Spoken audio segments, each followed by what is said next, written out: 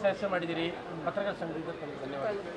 40 ವರ್ಷ ಆದಮೇಲೆ ಮೈಸೂರು ಪತ್ರಕರ್ತರಿಗೆ ಎಮರ್ಜೆನ್ಸಿ ಸಿಕ್ಕಿದ್ದು ತುಂಬ ಸಂತೋಷ ಆಗಿದೆ. ಧನ್ಯವಾದಗಳು. ಹಿಂದೆ ಯಾರಿಗಾರ ಸಿಕ್ಕಿತ್ತ? ರಾಮಣ್ಣನ ಸಿಕ್ಕಿತ್ತ, ಕುಂಟರಾಮಣ್ಣ. ಅವನು ಆಕ್ಟಿವ್ ಪಾಲಿಟಿಷಿಯನ್ ಆಲ್ಸೋ. ಕುಂಟರಾಮಣ್ಣವರು ಆಕ್ಟಿವ್ ಪಾಲಿಟಿಷಿಯನ್ಸ್. ಇವರು ಪಾಲಿಟಿಕ್ಸ್ನಲ್ಲಿ ಇಲ್ಲದೆ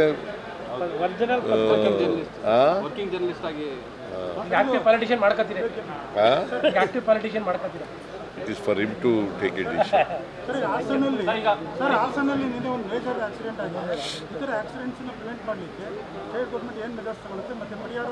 ಅಲ್ಲಪ್ಪ, ಆಕ್ಸಿಡೆಂಟ್ಗಳು ರಸ್ತೆಯಲ್ಲಿ ನಾವು ರೋಡ್ ಸೇಫ್ಟಿ ಆ್ಯಕ್ಟ್ ಕಾನೂನುಗಳನ್ನು ಮಾಡಿದ್ದೀವಿ. ಡ್ರೈವರ್ಗಳು ಅವರ ತಪ್ಪುಗಳಿಂದ ಆಕ್ಸಿಡೆಂಟ್ಗಳಾದರೆ ಸರ್ಕಾರ ಹೆಂಗೆ ಹೊಣೆಗಾರಿಕೆ ಮಾಡ್ತದೆ? ಎಲ್ಲಿ ಪ್ರಿವೆಂಟಿವ್ ಮೆಜರ್ಸ್ ಎಲ್ಲ ತಗೋತೀವಿ. ನಿನ್ನೆ ಲಾರಿ ಒಂದು ಕ್ಯಾಂಟರ್ ಆಕ್ಸಿಡೆಂಟ್ ಆಗಿ ಒಳಗಡೆ ನುಗ್ಗಿರೋದು. ಪಾಪ ನಾನು ಅವರಿಗೆ ಸತ್ತವರಿಗೆ ಗೌರವ ಸೂಚಿಸ್ತಕ್ಕಂಥ ಕೆಲಸ ಮಾಡ್ತೇನೆ. ಅವರು ಕುಟುಂಬದ ವರ್ಗದವರಿಗೆ ಅವರು ಸಾವಿನ ದುಃಖ ಬರೆಸ್ತಕ್ಕಂಥ ಕೆಲಸ. ನಾನು ಎಲ್ಲ ಕೃಷ್ಣ ಬೈರೇಗೌಡನಿಗೆ ಬೆಳಗ್ಗೆ ಹೋಗಿ ಅವನ್ನೆಲ್ಲ ಭೇಟಿ ಮಾಡಿ ಪರಿಹಾರ ಘೋಷಣೆ ಮಾಡುವಂತ ಹೇಳಿದ್ದೇನೆ. Krishna Byregowda district in charge minister ಅವ್ರಿಗೆ ಹೋಗಿ ಕೇಳಿದ್ದೆ. ಅವ್ರು ಹೋಗಿ ಮಾಡಿದ್ದಾರೆ. 5 ಲಕ್ಷ ಮಾಡಿದ್ದಾರೆ, ಬಟ್ ಬಿಜೆಪಿ 10 ಲಕ್ಷ ಆಗಬೇಕು ಅಂತ ಕೇಳ್ತಾ ಇದ್ದಾರೆ. 10 ಲಕ್ಷ ಪರಿಹಾರ ಅವ್ರು ಎಷ್ಟು ಕೊಟ್ಟಿದ್ರು? Central government 2 lakhs, central government PM 2 lakh announce ಮಾಡಿದ್ದಾರೆ. ಸೊ ಇವ್ರು 5 ಲಕ್ಷ ಮಾಡಿದ್ರೆ 10 ಲಕ್ಷ ಮಾಡಿರ್ತಾರೆ. ಸರಿಯಪ್ಪ, ಇವ್ರ ಕಾಲದ ಅಧಿಕಾರದಲ್ಲಿ ಇದ್ರಲ್ಲ, ಆಗ ಎಷ್ಟು ಮಾಡಿದ್ರು? ಕೇಳ್ದೇನಪ್ಪ ಅದನ್ನ? ಮತ್ತೆ ಮಾಡಿಲ್ವಲ್ಲ ಅವರು. ಹೆಚ್ಚಾಗಿ ಕೊಟ್ಟಿದ್ರೆ ಪರವಾಗಿಲ್ಲ ಅಂತ ಅನ್ಬೋದಾಗಿತ್ತು. ಪರಿಹಾರ ಕೊಡೋದು ಅವ್ರನ್ನ ಸತ್ತದವ್ರಿಗೆ ನಾವು ವಾಪಸ್ ತರ್ತೀವಿ ಅಥವಾ ಅದಕ್ಕೆ ಪರಿಹಾರ ಅಂತ ಅಲ್ಲ. ಇದು ಸರ್ಕಾರ ಮೊದಲಿಂದಲೂ ಕೂಡ ಕೊಡ್ತಾ ಬಂದಿದೆ. ಅವರ ಕುಟುಂಬ ವರ್ಗದವರಿಗೆ ಅವರಿಗೆ ಸಾಂತ್ವನ ಹೇಳಲಿಕ್ಕೋಸ್ಕರವಾಗಿ ಈ ಥರದ್ದು ಮಾಡ್ತೀವಿ. ಹಾಗಂತೇಳಿ ಸಾವಿಗೆ ಸಮಾನ ಅಂತಲ್ಲ ಪರಿಹಾರ. ಈಗ ಬಿಜೆಪಿ ಅಂತಲ್ಲ ಸರ್, ಎಲ್ಲರೂ ಕೂಲಿ ಕಾರ್ಮಿಕರು ಮತ್ತೆ ಮನೆಗೆ ಇಂಜಿನಿಯರಿಂಗ್ ವಿದ್ಯಾರ್ಥಿಗಳಿದ್ರು. ಹಾಗಾಗಿ ಸರ್ಕಾರ ಏನಾದ್ರನ್ನ ಪರಿಗಣಿಸುತ್ತಾ ಅಂತ. ಬಿಜೆಪಿ ಬೇಡ ಸರ್, ಬಿಜೆಪಿ ವಿಚಾರ ಅಲ್ಲ. ಕೂಲಿ ಕಾರ್ಮಿಕರಿದ್ರು, ವಿದ್ಯಾರ್ಥಿಗಳಿದ್ರು ಅಂತ ಜಾಸ್ತಿ ಮಾಡ್ತಾರೆ ಸರ್ಕಾರ ಅಂತ. ಈಗ ಸರ್ಕಾರ ಆಕ್ಸಿಡೆಂಟ್ ಆದವರಿಗೆ 5 ಲಕ್ಷಗಳನ್ನ ಕೊಡ್ತೀವಿ, ಗೊತ್ತಾಯ್ತಾ? ಸತ್ತದವ್ರಿಗೆ, ಆಕಸ್ಮಿಕವಾಗಿ ಸತ್ತದವ್ರಿಗೆ 2 ಲಕ್ಷ ಕೊಡ್ತೀವಿ. ಇವ್ರಿಗೂ ಕೂಡ 5 ಲಕ್ಷ ರೂಪಾಯಿ ಅನೌನ್ಸ್ ಮಾಡಿದ್ವಿ. ಸ್ಪೆಷಲ್ ಕೇಸ್ ಅಂತ ಕನ್ಸಿಡರ್ ಮಾಡಬಹುದು ಅಂತ ಸರ್. ಯಾಕಂದ್ರೆ ಕೂಲಿ ಕಾರ್ಮಿಕರು ವಿದ್ಯಾರ್ಥಿಗಳ ಹೆಚ್ಚಿನ ಸಂಖ್ಯೆಯಲ್ಲಿ ಇದ್ದಾರೆ ಅಂತ ಹೇಳಿ ಸರ್. ಮತ್ತೆ ಆರ್ಥಿಕವಾಗಿ ಹಿಂದುಳಿದ ಮಕ್ಕಳುಗಳೇ ಜಾಸ್ತಿ ಇದ್ದಾರೆ ಅಂತ. ಎಲ್ಲ ಆರ್ಥಿಕವಾಗಿ ಹಿಂದುಳಿದವ್ರೆ ಅಂತಲೇ ಕೊಡೋದು ಪರಿಹಾರ. ಸ್ಪೆಷಲ್ ಕನ್ಸಿಡರೇಷನ್ ಆಗುತ್ತಾ ಅಂತ ಸರ್ಕಾರದಿಂದ? ಈಗ ಒಬ್ರು ಕೊಡೋಕೆ ಬರಲ್ಲ. ಇದು it's not A question of ಒಬ್ಬರಿಗೆ ಕೊಡೋದು ಇನ್ನೊಬ್ಬರಿಗೆ ಕೊಡದೇ ಇರೋಕ್ಕಂಗ. ಎಲ್ರಿಗೂ ಈಕ್ವಲ್ ಆಗಿ ಕೊಡಬೇಕು. ಅದೇ ಯಾವಾಗ ಅಲ್ಲಿ ಗಲಾಟೆ ಆಯ್ತಿದ್ದಾಗ ಹೋಗಲಿಲ್ಲ ಇವರು. ಈಗೆಲ್ಲ ಗಲಾಟೆ ಎಲ್ಲ ಕಡಿಮೆ ಆದಮೇಲೆ ಹೋಗಿದ್ದಾರೆ. ಯಾಕೆ ಹೋಗಲಿಲ್ಲ ಅವರು? ಇಷ್ಟು ವರ್ಷ 7 ವರ್ಷದಿಂದ ಆಯ್ತಲ್ವ? 7 ವರ್ಷದಿಂದ ಯಾಕೆ ಹೋಗಲಿಲ್ಲ ಸರ್? ಈಗ ಧರ್ಮಸ್ಥಳದ SIT ತನಿಖೆ ವಿಚಾರದಲ್ಲಿ ವಿಳಂಬ ಆಗ್ತಾ ಇದೆ, ಹಾಗಾಗಿ ಅನ್ನುವಂಥ. ವಿಳಂಬ ಆಗ್ತಾ ಇಲ್ಲ, ಇನ್ವೆಸ್ಟಿಗೇಷನ್ ಮಾಡ್ತಾ ಇದ್ದಾರೆ. ಸರ್ಕಾರ ಇನ್ವೆಸ್ಟಿಗೇಷನಲ್ಲಿ ಇಂಟರ್ಫಿಯರ್ ಆಗಲ್ಲ. ಬಟ್ ಹಾಗಂತೇಳಿ ಅನಗತ್ಯವಾಗಿ ವಿಳಂಬ ಮಾಡೋಂಗಿಲ್ಲ. ವಿಳಂಬ ಆಗ್ತಾ, ನನಗೆ ಗೊತ್ತಿರೋ ಮಟ್ಟಿಗೆ ವಿಳಂಬ ಆಗ್ತಾ ಇಲ್ಲ. ದಸರಾ ಉದ್ಘಾಟಕರ ವಿಚಾರ ಕಾನೂನು ಸಮರಕ್ಕೆ ದಸರಾ ಉದ್ಘಾಟಕರ ವಿಚಾರವಾಗಿ ಕಾನೂನು ಸಮರವನ್ನ ಮಾಡ್ತಾ ಇದ್ದಾರೆ. ಕೋರ್ಟ್ನಲ್ಲಿ ಅರ್ಜಿ ಸಲ್ಲಿಸುವಂತ ಕೆಲಸ ಆಗಿದೆ. ಅವ್ರಿಗೆ ಉದ್ಘಾಟನೆಗೆ ಅವಕಾಶ ಕೊಡಬಾರ್ದು. ಮಾಡಲಿ ಪಾಪ, ಕೋರ್ಟ್ನಲ್ಲಿ ಇತ್ಯರ್ಥ ಆಗಲಿ. ಅಲ್ಲ, ಕೋರ್ಟ್ಗೆ ಹೋಗುವಂತ ವಿಚಾರವನ್ನ ಕೋರ್ಟ್ಗೆ ಹೋಗುವಂತ ವಿಚಾರಗಳಿವು ಅಥವಾ ಗೊತ್ತಿಲ್ಲ. ಈ ಕೋರ್ಟ್ಗೆ ಹೋಗಿರೋರು ಯಾರು? PIL ಸಲ್ಲಿಸಿದ್ದಾರೆ ಮಾಜಿ ಸಂಸದರು ಪ್ರತಾಪ್ ಸಿಂಹ. ಅವ್ರನ್ನೇ ಕೇಳಪ್ಪ. ಇಮಿಡಿಯೇಟ್ ತಗೋಬೇಕಾದ ಅಗತ್ಯ ಇಲ್ಲ ಅಂತ ಕೂಡ ಕೋಟೆ ಹೇಳಿದೆ. ಕೋಟೆನೇ ಇಮಿಡಿಯೇಟ್ ತಗೋಬೇಕು ಅಂತ ಏನಿಲ್ಲ. ಅದ್ರ ಒಂದು ಧರ್ಮದ್ದಲ್ಲ ಅದು ಕಾರ್ಯಕ್ರಮ, ಅದು ಸಾಂಸ್ಕೃತಿಕವಾಗಿ ನಡೀತಾ ಇರ್ತಕ್ಕಂಥ ಒಂದು ಕಾರ್ಯಕ್ರಮ. ಮತ್ತು ಎಲ್ಲ ಜನರು ಕೂಡ ಅದರಲ್ಲಿ ಪಾರ್ಟಿಸಿಪೇಟ್ ಮಾಡ್ತಕ್ಕಂಥ ಕಾರ್ಯಕ್ರಮ. ಇದು ಒಂದು ನಾಡ ಹಬ್ಬ. ಇಂಥದೇ ಧರ್ಮದವರು ಭಾಗವಹಿಸಬೇಕು, ಇಂಥ ಧರ್ಮದವರು ಭಾಗವಹಿಸಬಾರ್ದು ಅಂತ ಇಲ್ಲ ಈ ಹಬ್ಬದಲ್ಲಿ. ಇದು ಸಾರ್ವತ್ರಿಕವಾಗಿರ್ತಕ್ಕಂಥ ಒಂದು ಹಬ್ಬ. ಈ ಹಬ್ಬದಲ್ಲಿ ಎಲ್ಲ ಜಾತಿಯವರು ಎಲ್ಲ ಧರ್ಮದವರು ಭಾಗವಹಿಸಬೇಕು.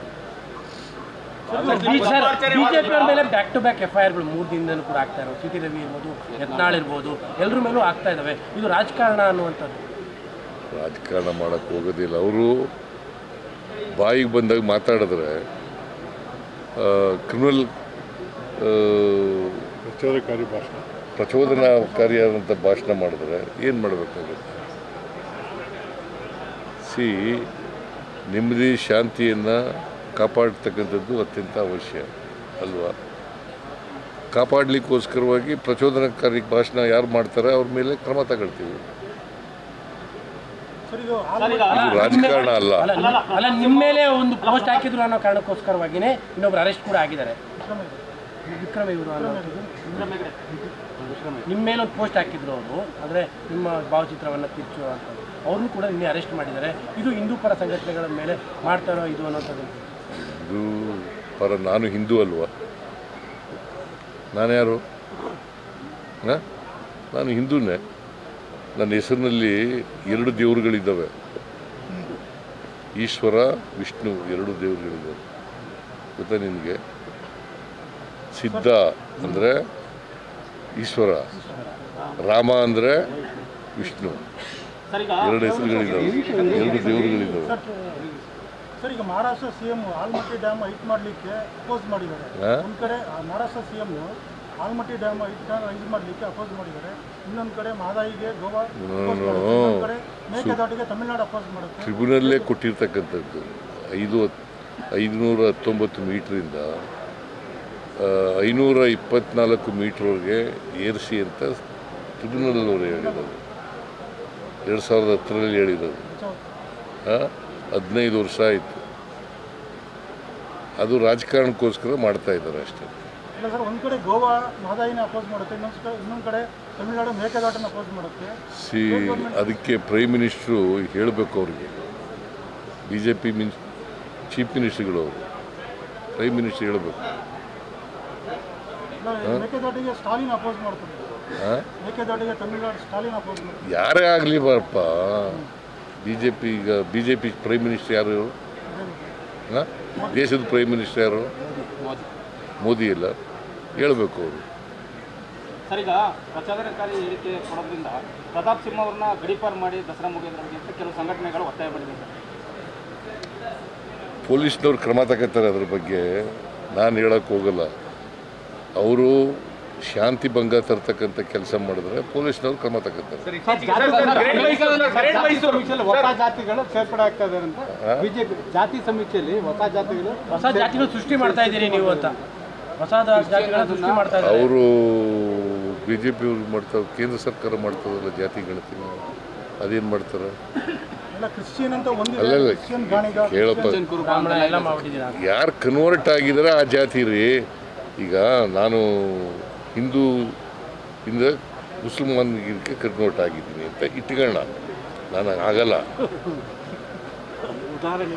ಉದಾಹರಣೆಗೆ ಹೇಳ್ತಾ ಇದ್ದೀನಿ. ನೀವು ಆಗಿದ್ದೀರಿ ಅಂತ ಕ್ರಿಶ್ಚಿಯಾನಿಟಿ ನಾವು ಆಗಲ್ಲ ಇಟ್ಕೊಳ್ಳಿ ಅಂತ ಇಟ್ಕೊಳ್ಳೋಣ. ಹಂಗೆ ಉದಾಹರಣೆಗೆ ಹೇಳ್ತಾ ಇರೋದು, ಗೊತ್ತಾಯ್ತಾ? ಹಾಗಾದರೆ ನಾನು ಇನ್ನು ಮುಂದೆ ಕ್ರಿಶ್ಚಿಯಾನಿಟಿ ಅಲ್ವಾ, ಕ್ರಿಶ್ಚಿಯನ್ ಅಲ್ವಾ? ಹಂಗೆ ಈಗ ನಾವು ಕನ್ವರ್ಷನ್ ಆಗೋದು ಬೇಡ ಅಂತ ಹೇಳಿದ್ರು ಕೂಡ ಕೆಲವರು ವ್ಯವಸ್ಥೆಯ ಪರಿಣಾಮವಾಗಿ ಕನ್ವರ್ಷನ್ ಆಗಿಬಿಡ್ತಾರೆ. ನಮ್ಮ ಸಮಾಜದಲ್ಲಿ, ಹಿಂದೂ ಸಮಾಜದಲ್ಲಿ ಎಲ್ಲರೂ ಸಮಾನತೆ ಇದ್ದಿದ್ರೆ ಯಾಕೆ ಕನ್ವರ್ಷನ್ ಆಗ್ತಾರೆ? ಸಮಾನ ಈಕ್ವಲ್ ಆಪರ್ಚುನಿಟೀಸ್ ಇದ್ದರೆ, ಸಮಾನತೆ ಇದ್ದರೆ ಯಾಕೆ ಅಸ್ಪೃಶ್ಯತೆ ಯಾಕೆ ಬಂತು? ನಾವು ಹುಟ್ಟಾಕಿದ್ವಾ? ಮುಸ್ಲಿಂ ಕ್ರಿಶ್ಚಿಯನ್ ಅಲ್ಲೂ ಇದೆ ಅಂತ ಹೇಳಿದಾರೆ, ಅಸಮಾನತೆ ಅಲ್ಲೂ ಇದೆ. ನಾನು ಎಲ್ಲೇ ಇರಲಪ್ಪ, ಎಲ್ಲ ಕಡೆ ಇದೆ ಅಂತ. ಮುಸಲ್ಮಾನ್ ಧರ್ಮದಲ್ಲರೂ ಇರಲಿ, ಕ್ರಿಶ್ಚಿಯನ್ ಧರ್ಮದಲ್ಲರೂ ಇರಲಿ, ಇಲ್ಲಿದ್ದರೆ ಈಗ ನಾವು ಯಾರು ಕೂಡ ಅಥವಾ BJP ಅವರು ಯಾರು ಕೂಡ ಕನ್ವರ್ಷನ್ ಆಗಿ ಅಂತ ಹೇಳಿಲ್ಲ ಅಲ್ವಾ? ಕನ್ವರ್ಷನ್ ಆಗಿರ್ತಾರೆ, ಇಟ್ ಈಸ್ ದೇರ್ ರೈಟ್ ಅಲ್ವಾ? ಕನ್ವರ್ಷನ್ ಆಗೋದು ಅವರು ರೈಟ್. ಮಣಿಪುರ್ಗೆ ಭೇಟಿ ಕೊಡೋದು ಏನು ಸಂದೇಶ ನೀಡ್ಬೋದು ಅಂತ ಮೋದಿ ಅವರು ಭೇಟಿ ಕೊಡೋಂಥದ್ದು ಏನು ಸಂದೇಶ ನೀಡ್ಬೋದು? ಈಗ 3 ವರ್ಷದ ನಂತರ ಹೋಗೋದು ಸಿಹಿ ಅವರು ವಿರೋಧ ಪಕ್ಷದವರ ಒತ್ತಡ ಆಯ್ತಲ್ಲ, ಯಾಕೆ ಭೇಟಿ ಕೊಟ್ಟಿಲ್ಲ ಅಂತ ಹೇಳ್ತಿಲ್ಲ, ಅದಕ್ಕೋಸ್ಕರ ಭೇಟಿ. ಗ್ರೇಟ್ ಮೈಸೂರ್ದು ನಗರಾಭಿವೃದ್ಧಿ ಇಲಾಖೆಯಲ್ಲಿ ಅಪ್ರೂವಲ್ ಕೊಟ್ಟಿದೆ ಅಂತೇಳಿ, ಗ್ರೇಟರ್ ಮೈಸೂರು ಬದಲಿಗೆ ಗ್ರೇಟ್ ಮೈಸೂರಿಗೆ ಯಾವಾಗ ಆಗ್ಬೋದು ಅಥವಾ ಟೈಮ್ ಬಾಂಡ್ ಏನಾದ್ರು ಸಿಗುತ್ತೆ? ಅದು ಮಾತಾಡ್ತೀನಿ ಮೀಟಿಂಗ್. ಸರ್ ಶಿವಕುಮಾರ್ ಅವರು ಬಂದಿದ್ದಾರೆ ಸರ್, ನಿಮ್ಮ ಮುಂದೆ ಅಭಿನಂದನೆಗಳು ಸಲ್ಲಿಸ್ತಾ ಇದ್ದೀನಿ. ಶಿವಕುಮಾರ್ ಅವರೇ, ಸರ್ ಬನ್ನಿ. ಮೈಸೂರು ಪತ್ರಕರ್ತರು